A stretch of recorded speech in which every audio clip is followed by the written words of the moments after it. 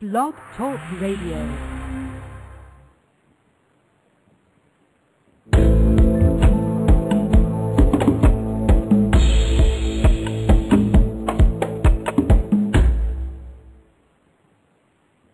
Well, good evening, everyone. My name is Russ Lateau, and welcome to blogtalkradio.com. It's Sunday evening at 10 o'clock. Thanks for joining me.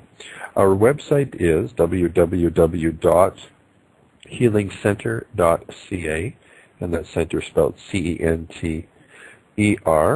The information that I share, the comments that I have, the learnings that I share, and the opinions that I share are just those. They are my experiences and they are my understandings. So it's important that really when you listen to anybody, especially as you continue down this spiritual walk that you walk down, that you listen to people with different opinions, different views and whatnot, but you don't necessarily take them all at face value.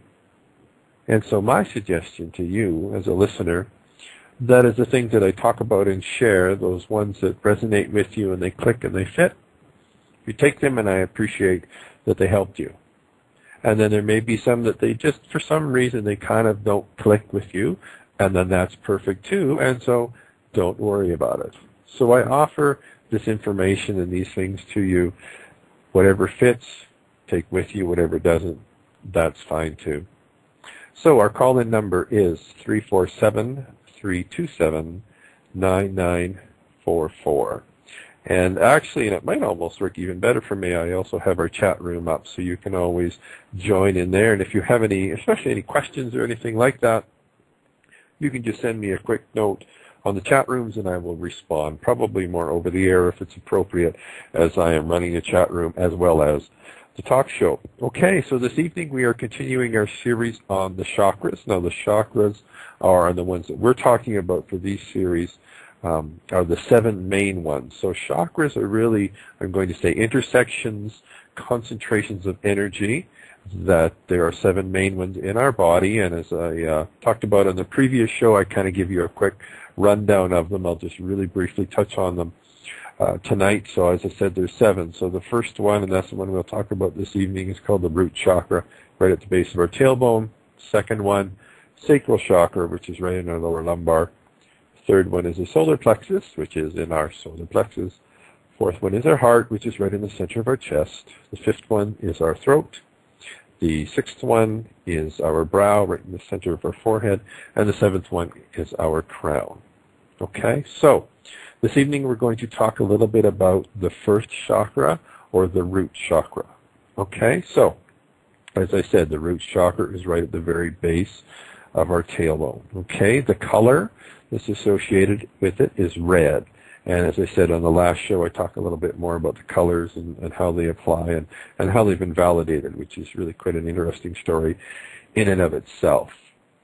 So as a general rule, the frequency of our chakras start from a lower frequency at our root chakra, and as we go up each chakra, the frequency gets higher and higher and higher. So to draw a comparison let's compare it with our root chakra is like the boom boxes that you hear in the back of vehicles. Okay? So it's a lower frequency, but it's very strong. And so we know that if we're sitting in a house, and even in this office that I'm sitting in here as I do this show, if a car drives by on the street and they have that subwoofer going, that I'll actually be able to hear it even through the concrete and steel walls. So the energy of the root chakra is very, very strong. Not a lot of awareness. It doesn't mean it's a bad thing, just not a lot of awareness. So the physical aspect, so kind of how that relates to our body, tends to deal with systems. So circulatory systems, nervous systems, that type of thing, as well as structural. So for instance, our skeleton. Okay? It's almost outside of a physical representation. Okay, and that'll make more sense as we go through the other chakras. Probably the more relevant aspect of it is the psychological aspect, or the emotional aspect, if you will, and that's our connection to this earth. So when we are born, that's the first chakra that's established. That's where our instinct lies. Okay, so obviously when we're first born, I mean, we know, we eat, we sleep, that type of thing, right? We don't have to be taught that. It's instinctual to us. Okay? Our root chakra, as I said, is what connects us to this earth. A really good example of somebody that was functioning very strongly from that chakra area is I can remember hearing a story, and it was on television a few years ago about, I believe he was a hiker, and he found himself somewhere, I can't remember exactly where, but I think a rock or a boulder had actually rolled on his hand, and he was stuck. And he was by himself, and the situation was such that he knew that if he didn't get out, that he wasn't going to get out. And so what he actually did, and I believe it was just using like a little penknife or something, actually amputated his hand at the wrist. Now, I would be surprised if in that moment, if you could measure the energy levels in all his 7 chakras, the only one that was firing very strong, was that root chakra, because that's our survival instinct. And as I said, it's not really aware, but it's very powerful. So when you think about it, if one of us, or if I just asked you, hey, by the way, could you grab a table knife and kind of, hack your hand off for me? I mean, our pain centers are going to kick in. Obviously, our logic is going to kick in, and we just aren't going to do it, right?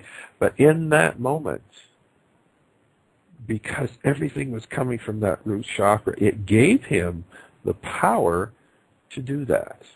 Okay? So, as you folks know, or if you visited the website, we do a lot of Reiki certification training. And so we talk about imbalances or different things like that in our root chakra, and actually we find that very seldom do we find issues there. And I've seen it in a couple of occasions. And just because, let's say somebody has a root chakra that the energy is a little bit weak, if you're an energy practitioner of any type, it doesn't necessarily mean this is the case. But these are some of the cases I have seen. The first one is a trauma or traumas of some type that were so strong that it actually they were really in fear for their life, where it shattered their identity so much that they really forgot who they were.